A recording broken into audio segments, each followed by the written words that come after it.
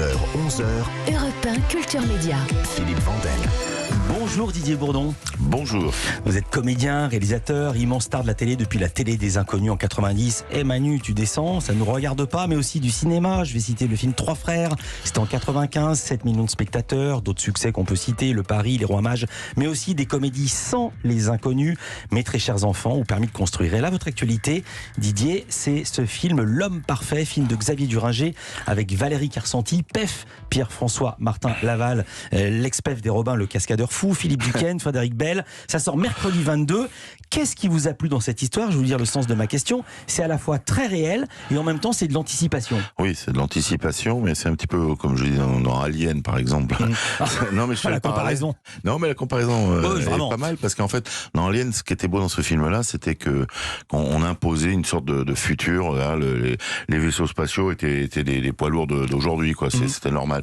Et là, pareil, dans ce film-là, le robot, personne ne s'étonne. C'est on va dire, une machine qu'on peut acheter à un prix certainement assez élevé. On sent que quand même c'est un objet de luxe. Il est au point. C'est la version 3. C'est le Human 3. Voilà, donc on sent bien que les gens sont habitués. Donc voilà, donc c'est pour montrer que voilà, on est dans un futur peut-être pas si lointain que ça, puisque Elon Musk va sortir son premier humanoïde aussi. Voilà, donc on impose cette convention. Alors vous n'êtes pas un robot, vous êtes Franck, un mari pas à l'ancienne, mais un mari de 2000 de nos années, quoi. Racontez ce qui se passe, qui arrive. Vous êtes marié avec Florence. Que se passe-t-il dans la famille ? Non, disons que voilà, on est à un stade où elle travaille. C'est une femme qui est débordée, qui s'occupe aussi de la maison. Puis moi, je suis un artiste, mais c'est un peu l'archétype de l'homme, un peu qui se laisse un peu aller, qui a quand même une petite blessure intérieure qu'on connaîtra au fur et à mesure du film. C'est-à-dire qu'on sent qu'on lui fait comprendre que dans son métier, il commence à être un petit peu has-been aussi. Donc c'est difficile à avaler. Heureusement, il a un pote qui s'appelle Philippe Duquesne, qui est joué par Philippe Duquesne, qui est l'anti-robot, qui propose une mousse à 10h du matin en disant c'est pas un peu tôt, c'est l'heure de l'apéro, quoi. Et là, d'un seul coup, va arriver le robot qui, normalement, dans la tête de ma femme, qui est interprétée par Valérie Carcenti, va être peut-être la solution miracle pour un petit peu lui permettre d'avoir du temps et renouer une relation avec son homme. Alors, Franck, vous dites il est un petit peu has-been, et on n'a pas encore dit que son métier, c'est le vôtre. Il est acteur, scénariste, il galère. Oui, mais disons alors, attendez, j'ai pas fini. Parce que Xavier Duringer dit qu'il a écrit le personnage en pensant à vous. Alors, la question qui coule, c'est qu'est-ce que Franck a de vous ? Il a un petit côté, et le personnage aussi un petit peu de Duringer aussi, il a un petit côté un peu, c'est un nounours un peu quand même. Mais bon, il fait ce boulot-là, mais franchement, il aurait pu faire un autre boulot. L'idée, c'était vraiment qu'il est un peu mis sur la touche, voilà. Et qu'il est pas entièrement fautif, certes, mais enfin, là où il est fautif, c'est qu'il se remue pas vraiment et il se laisse un petit peu aller. Voilà. Votre femme, c'est Florence, donc elle fait appel à un robot qui répond à toutes ses attentes, entretenir la maison, s'occuper des enfants, et ce robot va très vite susciter votre jalousie et votre agacement.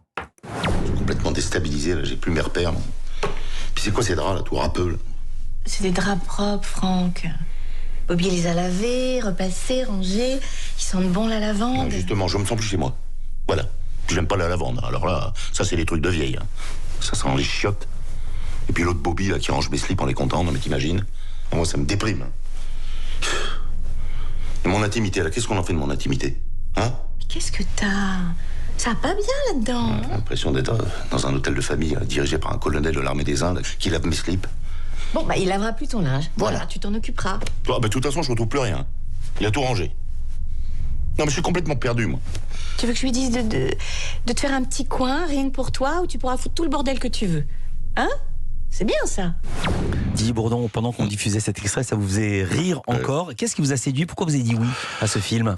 Déjà, Xavier Duringer, je dis oui, déjà d'entrée. J'avais fait d'ailleurs un téléfilm très noir, là, qui passe sur M6, d'ailleurs, j'ai vu là, à nouveau, La mort dans l'âme. Bon, là, c'était moins rigolo, mais c'était magnifique et c'était vraiment une rencontre avec Xavier, vraiment, qui est un très grand réalisateur. Et donc, je savais que ça allait être très, très bien réalisé, quoi. Et c'est vrai que c'est très bien réalisé, comme vous pouvez l'entendre dans les dialogues.